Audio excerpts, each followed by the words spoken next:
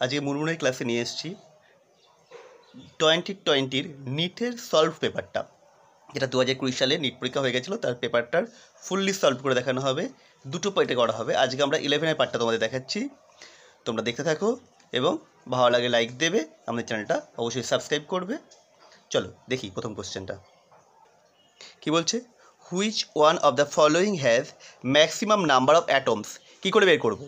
দেখো প্রত্যেকে অ্যাটমিক মাস বলে দিয়েছে, প্রত্যেকটা দেখো ইয়েগুলো কী আছে, মাস 1 গ্রাম করে আছে। তাহলে যার অ্যাটমিক নাম্বার বেশি হবে সেটা হবে মিনিমাম নাম্বার, আর যার অ্যাটমিক নাম্বার সবথেকে কম হবে সেটা হবে ম্যাক্সিমাম অ্যামাউন্টে। তাহলে এখানে আসলে অ্যাটমিক নয়, এটা মলিকুলার ওয়েট দিয়ে করতে হবে।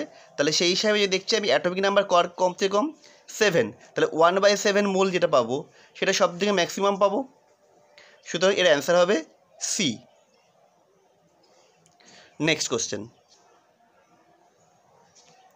The number of protons and neutrons and electrons in LU 175-37। আচ্ছা, এখান থেকে আমরা এটা পেলাম LU 175-71, দ্যাট মিনস 71 হচ্ছে নিউট্রন, নিউট্রন বলছি প্রোটন, প্রোটন হচ্ছে 71, তাহলে ইলেকট্রনও হবে 71 অ্যান্ড নিউট্রন হবে 175 - 71, দ্যাট ইজ 104। তাহলে তারপরে আমার answer is proton, neutron and electron. Proton হচ্ছে 71, নিউট্রন হবে 104, এটা 71, that is option D. Next, match করতে বলেছে আমাকে, কিছু দিয়ে দিয়েছে। আর্নিলিলিয়াম, এটা বলছে মেন্ডেলিয়াম, আর্নিল টেট্রিয়াম, রেথিয়াম, আর্নিল হেক্সিনিয়াম আছে। আচ্ছা, এখানে দেখো ডি এর যেটা আছে অপশানটা সেইটা ভুল আছে, সো আওয়ার অ্যান্সার ইজ হবে ডি, দ্যাট মিনস হচ্ছে C. C is our answer. তারপরে কী বলছে, which of the following set of molecules, which of the following set of molecules have zero dipole moments. তাহলে কোনটা ডাইপোল মোমেন্টস হচ্ছে, সবকটা সেটে জিরো থাকবে। প্রথমে দেখো এগুলোর মধ্যে বোরন টাইফ্লুরাইড আছে, হাইড্রোজেন ফ্লুরাইড HF, এই HF-এর আমরা সেটটা কী জানি, একদিকে H একদিকে F, সুতরাং ডাইপোল মোমেন্টের বর্তমান ফ্লোরিনের দিকে সরে রয়েছে, সুতরাং এটা হবে না, এ হবে না। বি এর দেখি, বি এর মধ্যে রয়েছে ওয়াটার, ওয়াটারের হচ্ছে V shape, so it has আর ডাইপোল মোমেন্ট, রেজাল্টেন্ট ভেক্টর পাবো আমরা। তার ফলে এটাও হবে না, এটাও হবে না, মানে বিও হবে না, ডিও হবে না, so our option is C. তোমরা যদি বইয়ে আলাদা আলাদাভাবে দেখো, প্রত্যেকটা আমাদের বা অন্য ভিডিও দেখো, দেখা করানো আছে BF3, BF2, CO2 বা এই যে প্যারা পজিশনে যে ক্লোরিন রয়েছে 1,4 ডাইক্লোরোবেনজিন, এদের ডাইপোল মোমেন্ট জিরো হয়। চলো পরের কোশ্চেন বলছে, identify A molecule which does not exist. কোন মলিকুলটা এক্সিস্ট করেছে না? আমরা যে দেখি এখানে এই যে C, helium, helium does not exist, helium molecule তৈরি করতে পারে না, কারণ এটা দুটো ইলেকট্রন ফুলফিল আছে। 6টা, for the reaction 2Cl gas থেকে Cl2 গ্যাস, এটার জন্য বলেছে কোনটা কারেক্ট অপশান। দেখো 2Cl2 থেকে Cl2 হচ্ছে, নাম্বার অফ মলিকুলস ডিক্রিজ করছে, এদিকে 3টে আছে, এখান থেকে দুটো একটা হয়ে যাচ্ছে, সরি ভুল বললাম, এখানে দুটো আছে, দুটো থেকে একটা হচ্ছে। তাহলে যদি নাম্বার অফ মলিকুলস কমে যায় তাহলে এন্ট্রপি মাস্ট বি ডিক্রিজড, সেই হিসাবে SA ভ্যালু লেস দ্যান 0 হবে। আর এই রিয়াকশানটাই কিন্তু যে বন্ড ফর্মেশন করছে, বন্ড ফর্মেশন করতে তৈরি হচ্ছে মানেই এটা এক্সোথার্মিক, দ্যাট মিন্স ডেল এইচের ভ্যালুটাও লেস দ্যান 0 হবে। সুতরাং option is C, del H less than 0, del S less than 0। Next, 7টা, a mixture of nitrogen and argon gases in a cylinder contains 7 grams of nitrogen and 8 grams of argon. If the total pressure of the mixture of the gases in the cylinder is 27 bar, তাহলে partial pressure of nitrogen, নাইট্রোজেনের partial pressure বের করতে হবে। তাহলে first আমার বের করতে হবে নাম্বার অফ মোলস, আগে বের করে নিই। তাহলে পরে number of moles of N2 equal to 1/4, that means 0.4, 0.25 number of moles of argon. Number of moles of argon equal to কত আসছে?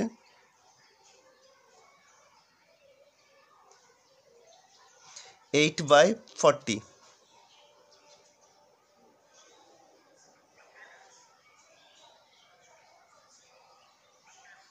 আচ্ছা, এটা আগে করে এলো বুঝিয়ে দিই। এটা আসলে ছিল 7/28 ছিল, এটা কেটে হয়েছিল 1/4, দ্যাট মিনস 0.25। আর এটা হলো 8/এর মানে হচ্ছে কেটে 1/5, that means 0.2। therefore x into equal to 0.25 by 0.25 plus 0.2, that means 25/45. Therefore partial pressure of nitrogen equal to mole fraction into total pressure. Total pressure is 27 bar.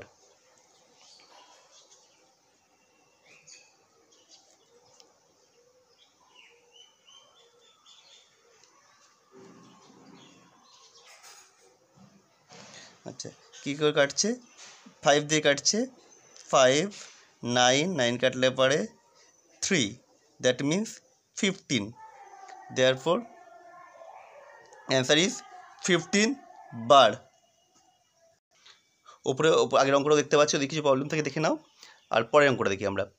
The correct option of free expansion of ideal gas under adiabatic condition. Adiabatic condition যখন রয়েছে, therefore আমরা বলতে পারি Q equal to 0 and del U equal to 0।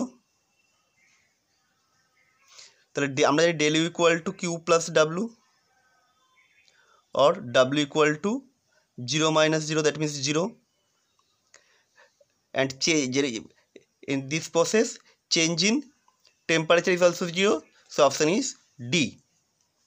Next question is find out the solubility of NiOH whole 2 in 0.1 NaOH given that ionic product of NiOH।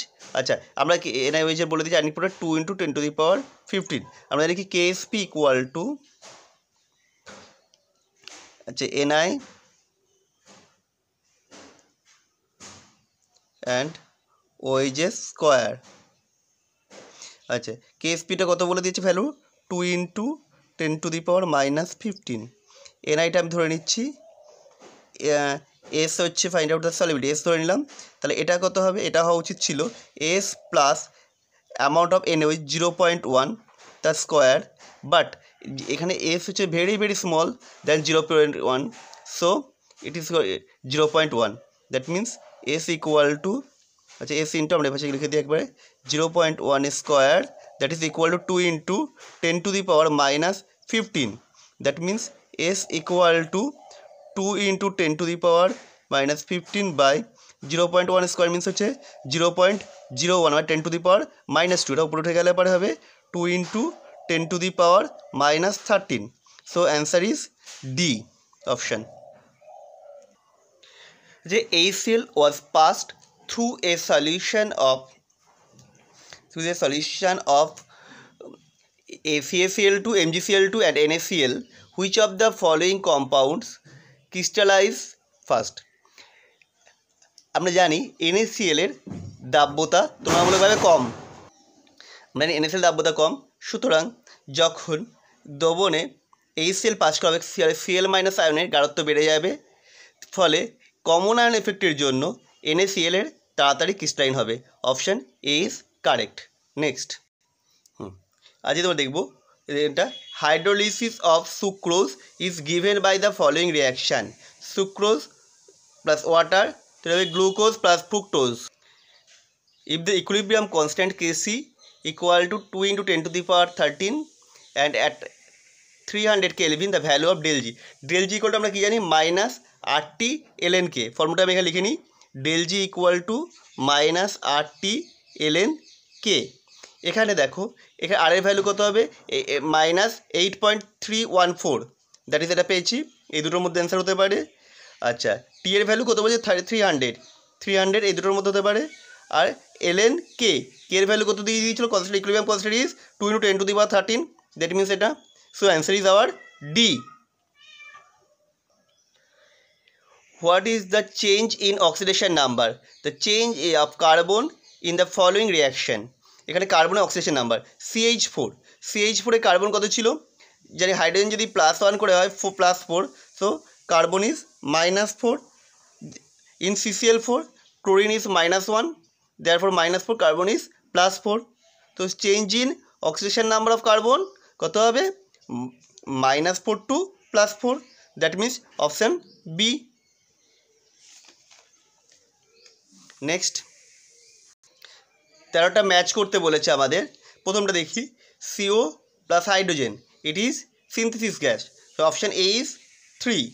সুতরাং এ is 3, তিনটের মধ্যেই রয়েছে, হাতে এ, বি অথবা সি হতে পারে আমার অ্যান্সার।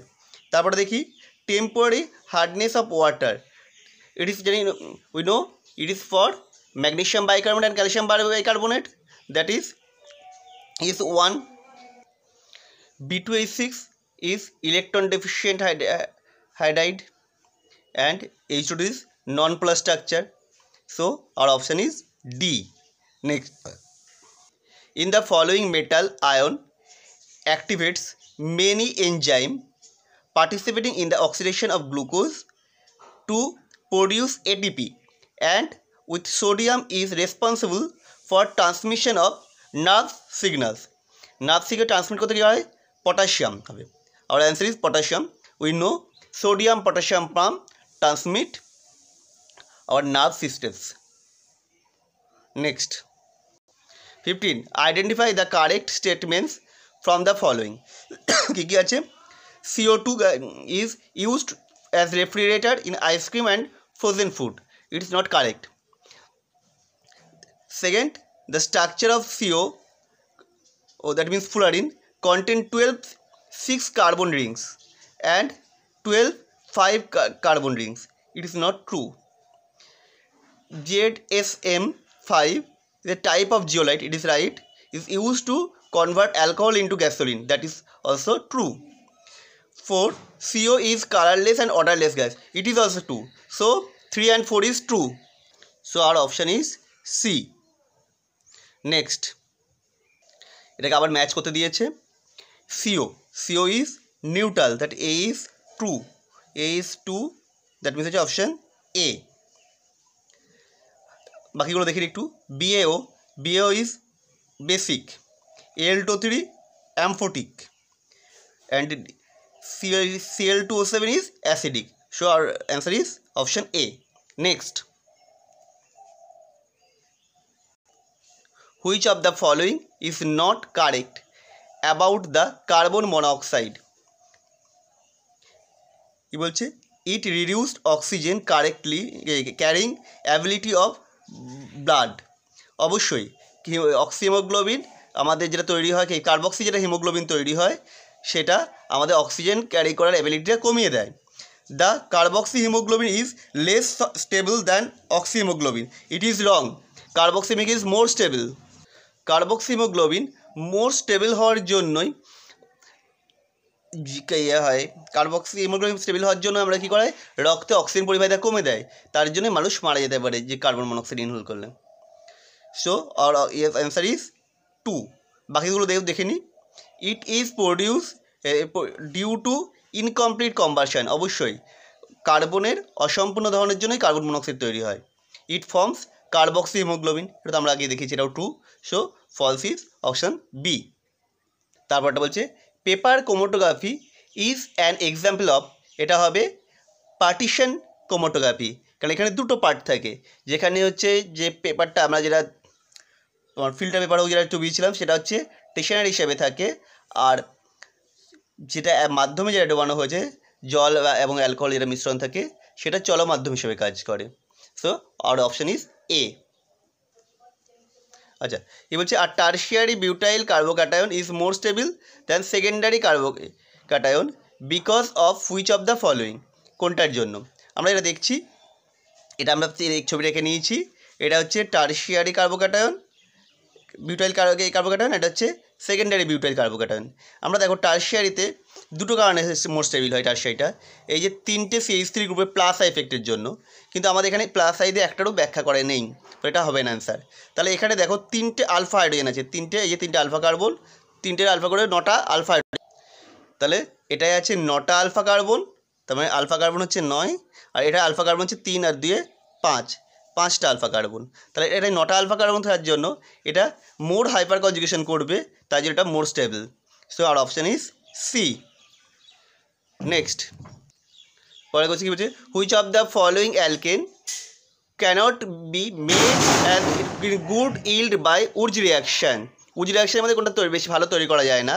এখানে আমাদের অপশানটা হবে এন হেপটেন, কারণ আমরা জানি অপ্রতিসম অ্যালকেন সেক্ষেত্রে Wurtz reaction is not a good process, so our answer is n heptane. Next বলছে alkane on ozonolysis gives methanol as one polar. Methanol means এই স্টেজও করতে হবে, অর্থাৎ ডবল বন্ড থাকতে হবে প্রান্তে। তাহলে সেই হিসাবে আমরা দেখো একমাত্র বি যৌগটাতেই এই যে এখানটায় আছে, এই পার্টটাতেই যে এই রয়েছে CH2টা প্রান্তে রয়েছে ডবল বন্ডটা, সুতরাং এই CH2 থেকেই এই স্টেজও তৈরি হতে পারে। So our answer is option B. তাহলে আমরা এখান থেকে পেয়ে গেলাম আজকের ফার্স্ট পার্টটা কমপ্লিট হয়ে গেল। পরের দিন আমরা দেখাবো 12 পার্টগুলোর কোশ্চেনগুলো।